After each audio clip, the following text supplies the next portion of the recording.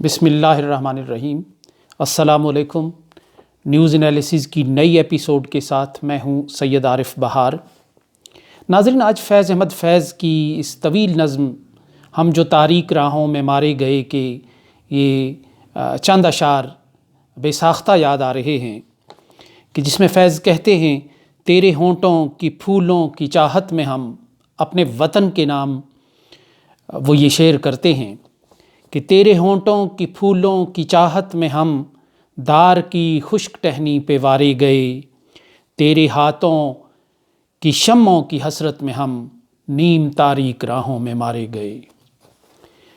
نیم تاریک راہوں میں مارے جانے والے ان لوگوں کی مظلومیت کہیں زیادہ ہوتی ہے کہ جو کسی جرم کے نتیجے میں، جو کسی اپنے فعل کے نتیجے میں اپنے کیے کی سزا بھگتتے ہیں۔ وہ کوئی عظیم کاز کے لیے مزاحمت کرنے والا ہو یا وہ کسی اخلاقی جرم میں شریک انسان ہو، اس کا چہرہ سپاٹ ہوتا ہے، اس لیے کہ اس کو اپنے اس فعل کا انجام سامنے نظر آتا ہے۔ وہ ذہنی اور عملی طور پر اپنے انجام کے لیے تیار ہوتا ہے، اسے کوئی ریگریٹ نہیں ہوتی، اسے کوئی افسوس نہیں ہوتا، ایون یہ کہ اس کی فیملی کے لوگوں کو بھی کوئی افسوس نہیں ہوتا۔ ایک نیچرل سا جو جھٹکا لگتا ہے وقتی طور پر، لیکن وہ بھی ذہنی طور پر اس بات کے لیے تیار ہوتے ہیں کہ ان کا وہ عزیز، ان کا وہ پیارا جس راستے میں نکلا ہے، اگر وہ اچھے کسی کاز کے لیے لڑ رہا ہے تب بھی اس کے لوگ، اس کے اہل خانہ، اس کے اعزاء و اقربا ذہنی طور پر اس کے لیے تیار ہوتے ہیں۔ کسی بھی خبر کے لیے ان کے کان بالکل اس جانب لگے رہتے ہیں۔ اگر وہ کسی اخلاقی جرم میں کوئی چور، ڈاکو، چکا ہے تو اس کے گھر والوں کے کان بھی اسی سمت لگے ہوتے ہیں کہ کسی بھی وقت ان کا جو بیٹا ہے، ان کا بھائی ہے، ان کے گھرانے کا جو فرد ہے، اس کی کوئی خبر مل سکتی ہے۔ لیکن وہ لوگ جو بے گناہ ہوں، معصوم ہوں، معمول کی زندگی گزار رہے ہوں، نارمل حالات میں جی رہے ہوں، اپنا گزر بسر کر رہے ہوں اپنے انداز سے، زمانے کے بکھیڑوں سے ہٹ کے، زمانے کے جو جھگڑوں سے بے نیاز ہو کر اپنا کام چلائیں، جب انہیں بے وجہ قتل کیا جائے تو شاید یہی وہ لمحہ ہوتا ہے کہ جب اس کا خون کا پہلا جو قطرہ ہے زمین پر گرتا ہے تو اس زمین کا وجود لرز کر رہ جاتا ہے۔ آج سری نگر میں جو مناظر دیکھنے کو مل رہے ہیں، پورا دن آج وہاں کی جو ویب چینلز ہیں یا پیجز ہیں، وہ جو مناظر دکھاتے رہے، ان میں بے گناہوں کے قتل ہونے کی، ایک بے تقصیر قتل ہونے کی ایک المناک داستان پنہاں تھی کہ جب انکاؤنٹر کے نام پہ سری نگر کے حیدر پورہ علاقے میں، حیدر پورہ سری نگر کا ایک مشہور علاقہ ہے جو ابھی مہینہ ڈیڑھ مہینہ پہلے بہت زیادہ خبروں میں رہا،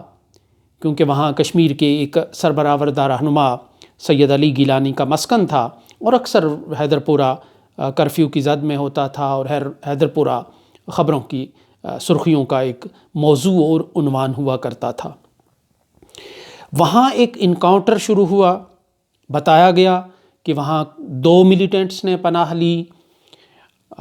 کشمیر پولیس کے ٹویٹر کے ذریعے اس کی جو خبریں ہیں وہ آتی رہیں، آزاد ذرائع کو کچھ معلوم نہیں کہ اس بلڈنگ میں کون ہے، کس نے پناہ لی ہے، اور کشمیر پولیس کا ٹویٹر ہی لوگوں کو اپنے انداز سے انفارم کرتا رہا، باخبر کرتا رہا، بتاتا رہا اس حوالے سے کہ 2 ملیٹنٹس نے پناہ لی ہے، جن میں ایک فارن ملیٹنٹ ہے حیدر نام کا، اور دوسرا بانہال کا رہنے والا ہے۔ لیکن جب یہ کہانی انجام کو پہنچی تو پتہ چلا کہ اس میں 2 بے گناہوں کو، 2 معصوم لوگوں کو شہید کیا گیا۔ الطاف احمد اور ڈاکٹر مدثر 2 ایسے لوگ تھے جو اس فیک انکاؤنٹر کی، کہ جس کے بارے میں، جس کی صحت کے بارے میں، جس کی حیثیت کے بارے میں ابھی تک شکوک و شبہات کے سائے پائے جاتے ہیں۔ اس انکاؤنٹر نما اس فرضی کہانی میں وہ بالی ووڈ کا کوئی سین تھا، کسی ضرورت کے تحت وہ فلمایا جا رہا تھا، کسی بیرونی دنیا میں دکھانے کے لیے کہ دیکھیں کشمیر میں طالبانائزیشن ہو رہی ہے اور ملیٹنسی واپس آ رہی ہے، اور پاکستان سپانسر کر رہا ہے اس ملیٹنسی کو، اور طالبان کے آنے کے ساتھ ہی کشمیر کے حالات میں یہ تبدیلی آ گئی۔ شاید اس کسی ضرورت کے تحت یہ سارا کھیل رچایا گیا تھا، یا اس کی کوئی اور وجہ تھی، کسی پولیس افسر کی ترقی کا معاملہ تھا، کسی فوجی کو مزید کسی تمغے کی ضرورت تھی، کسی انعام و اکرام کی ضرورت تھی، تحسین کی ضرورت تھی، داد کا خواہش مند تھا کوئی، کہ یہ مقتل سری نگر کے علاقے حیدر پورہ میں سجایا گیا۔ اس کے نتیجے میں 2 بے گناہ افراد مارے گئے، شہید کر دیے گئے، اور دن بھر الطاف احمد کی معصوم بیٹیاں آنسو بہاتی رہیں، فریاد کنا رہیں، گریہ و زاری کرتی رہیں، اور وہ اپنے والد کی بے گناہی کی داستان بیان کرتی رہیں۔ اسی طرح جو ڈاکٹر مدثر ہے، ایک چڑھتی ہوئی جوانی، ایک خوبرو نوجوان اس کشمیر کی دھرتی کا، جسے اس کہانی میں مٹا دیا گیا، جس کا وجود مٹا دیا گیا، جسے مسل کر پھینک دیا گیا، وہ بھی اس میں کام آیا، اس فرضی کہانی میں، اس بالی ووڈ کے اس ویڈیو کلپ میں۔ اس کے گھر والے بھی مسلسل یہ کہہ رہے ہیں کہ مدثر ایک پروفیشنل آدمی تھا، اپنے کام پہ گیا تھا، آفس میں گیا تھا، اور اس کا ملیٹنسی سے کوئی تعلق نہیں تھا۔ اب دونوں جو یہ لوگ تھے، ان کے بارے میں ان کے گھر والوں کا، ان کے اہل محلہ کی جتنی بھی رپورٹس آئی ہیں، جو ہم نے سنی ہیں، ان سے اندازہ ہوتا ہے کہ ان کا کسی قسم کی زیر زمین سرگرمی سے کوئی تعلق نہیں تھا۔ اب جب یہ بات اسٹیبلش ہو گئی کہ یہ دونوں سویلین لوگ تھے، ملیٹنسی کا حصہ نہیں تھے، کسی قسم کی جو زیر زمین سرگرمی کا حصہ نہیں تھے، ان کی جتنی بھی سرگرمیاں تھیں وہ بالائے زمین تھیں، تو اب میں سن رہا تھا کہ کشمیر پولیس کے چیف نے کہا ہے کہ جو وائٹ کالر ٹیررسٹ ہیں ان سے بھی بچانا ہوگا۔ یعنی اب ایک یہ نئی اصطلاح استعمال کی گئی کہ جو پڑھے لکھے لوگ ہیں، جنہیں مارنا ہے، کسی ضرورت کے تحت آپ نے مارنا ہے، اپنا فگر پورا کرنا ہے کہ آج کے دن اتنے دہشت گرد ہم نے مارے، تو ایسی کسی بھی فرضی کارروائی میں اگر کوئی آفیسر مارا جاتا ہے، کوئی سرکاری ملازم مارا جاتا ہے، کوئی اعلیٰ سرکاری افسر یا عہدیدار مارا جاتا ہے، تو پھر اسے وائٹ کالر ٹیررسٹ کی ایک نئی اصطلاح متعارف کرائی گئی کہ یہ باقاعدہ بھرتی تو نہیں ہے عسکریت پسندوں کی صف میں، لیکن یہ ایک ان کا معاون اور ہمدرد تھا۔ تقریباً یہی کیس جو ہے ان دونوں افراد پر ڈالا گیا۔ ایک کو تو کراس فائر میں، الطاف احمد کو کراس فائر میں مار دیا گیا، اس نام پہ مار دیا گیا، اور جو ڈاکٹر مدثر ہیں اسے ایک فیسیلیٹیٹر کے نام پہ شہید کیا گیا۔ کشمیر میں یہ کوئی نئی کہانی نہیں ہے، کشمیر آئے روز ان کہانیوں کا ایک عنوان ہے، ایک میدان ہے، روح فرسا کہانیوں کا، المناک کہانیوں کا، ان حادثات کا، کہ جس میں اس کے بیٹے، اس کی بیٹیاں کسی نہ کسی نام پر قتل کر دی جاتی ہیں، اور ان کا خون بہا طلب کرنے والا کوئی نہیں ہوتا، ان کا خون کسی ترازو میں نہیں تلتا، ان کے خون کے لیے ماپ تول کے لیے نہ کوئی پیمانہ ہے، نہ کوئی باٹ ہے، نہ کوئی ترازو ہے۔ شاید اسی کے لیے کہا گیا ہے کہ یہ خون خاک نشینہ تھا رزق خاک ہوا۔ لیکن بہرحال خون کی اپنی ایک طاقت ہوتی ہے کہ اس کو جتنا بھی دبائیں وہ بہرحال ابھرتا ہے، کہیں نعرہ، کہیں شعلہ، کہیں پتھر بن کر وہ کوچہ و بازار میں نکل کر اپنا وجود منواتا ہے۔ آج جو آہیں سسکیاں ہیں 2 بے گناہ کشمیریوں کے بچوں کی، ان کی بیٹیوں کی، وہ ایک اپنی کہانی سنا رہی ہیں۔ وہ بیٹیاں اپنے والدین کی، اپنے پیاروں کی، ان کی خون کی تحقیقات نہیں چاہتی ہیں. وہ بالکل کوئی معاوضہ نہیں چاہتی ہیں. جہاں تک ان کی بات سمجھ آئی ان کے لواحقین کی، وہ کوئی تحقیقات نہیں چاہتی ہیں. گو کہ عمر عبداللہ، محبوبہ مفتی اور یوسف طارقانی صاحب اور سجاد لون، جو اس وقت بھارت کے دھارے میں پولیٹکس کرتے ہیں، پرو انڈیا کہلائے جاتے ہیں، انہوں نے اس واقعے کی عدالتی تحقیقات کا مطالبہ کیا. لیکن جو شہید ہونے والے 2 افراد کے لواحقین ہیں، ان میں سے کسی نے بھی اس کی تحقیقات کا مطالبہ نہیں کیا. انہوں نے صرف اس بات کا مطالبہ کیا ان کی ڈیڈ باڈیز ان کے حوالے کی جائیں تاکہ وہ اپنے انداز سے اس کی تدفین کریں. یہ کشمیر کے لوگوں کا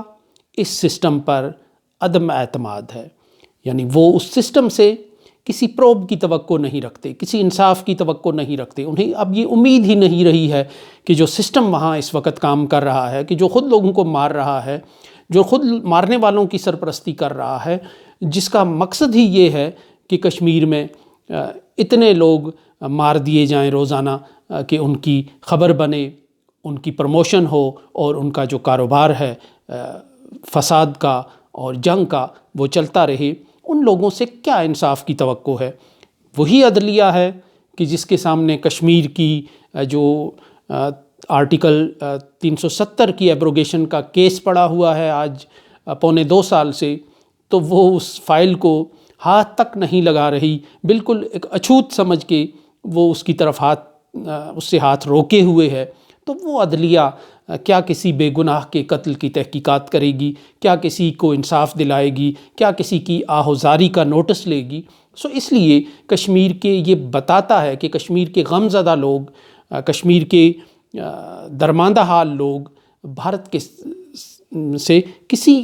سسٹم سے، اس کے عدالتی سسٹم سے بھی اس حد تک مایوس ہو گئے ہیں، اور کہ اب وہ انہیں کسی انصاف کی توقع نہیں ہے، نہ وہ کسی انصاف کا مطالبہ کر رہے ہیں. یہ بڑی سگنیفیکنس ہے اس بات کی کہ وہ صرف اتنی سی بات کر رہے ہیں، اتنا سا مطالبہ کر رہے ہیں. وہ غمزدہ بیٹیاں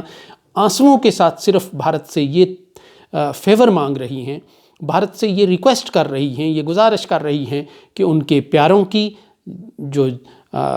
میتیں ہیں وہ ان کے حوالے کی جائیں تاکہ وہ ان کا آخری دیدار کر سکیں اور انہیں اپنے انداز سے دفن کریں اور اپنے انداز سے ان کو الوداع کہیں. یہ وہ موقع ہے کہ جب کشمیر میں ہر آنکھ اشکبار ہے، ہر دل زخمی ہے. لیکن حیرت کا مقام یہ ہے کہ پاکستان میں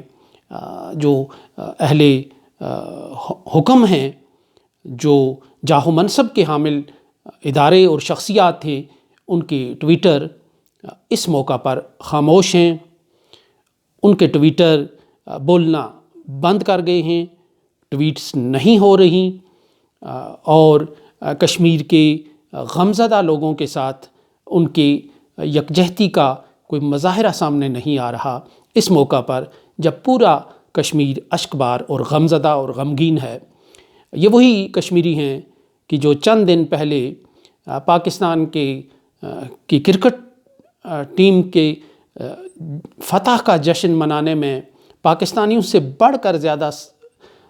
خوش اور سرمست تھے، سرشار تھے،